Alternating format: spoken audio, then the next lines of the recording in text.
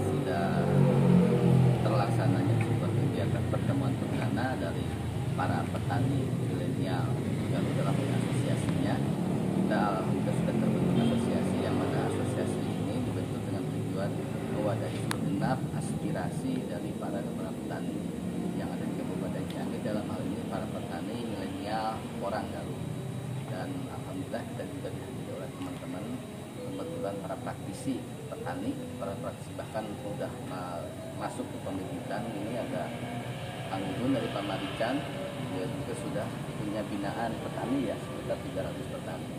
Ini juga Kang Budi di wilayah utara, Panawangan dan sekitarnya sudah 20-an petani ya yang terwadahi. Dan ini juga Kang Topan sudah tak asing lagi, dia yang membumingkan porang di Kabupaten Ciamis. Beberapa wilayah sudah jadi binaannya yang beberapa ratus petani bahkan itu, dan kita semua insya Allah akan konsen di asosiasi asosiasi petani milenial Porang Galuh ini ke depan.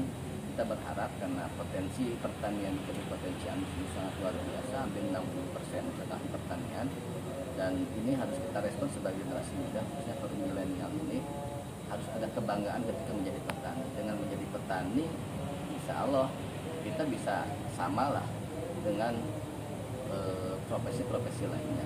Minimal adanya generasi muda, adanya inovasi, adanya kreativitas yang mungkin hari ini pemuda atau kaum milenial ini banyak sekali informasi teknologi yang bisa kita pelajari melalui media sosial, media-media lainnya. Dan ini mudah-mudahan ke depan bisa menunjang khususnya visi misi Kabupaten Ciamis dalam hal mantapnya kemajuan ekonomi sejahtera untuk semua. Itu saja. Salam Porang Galuh.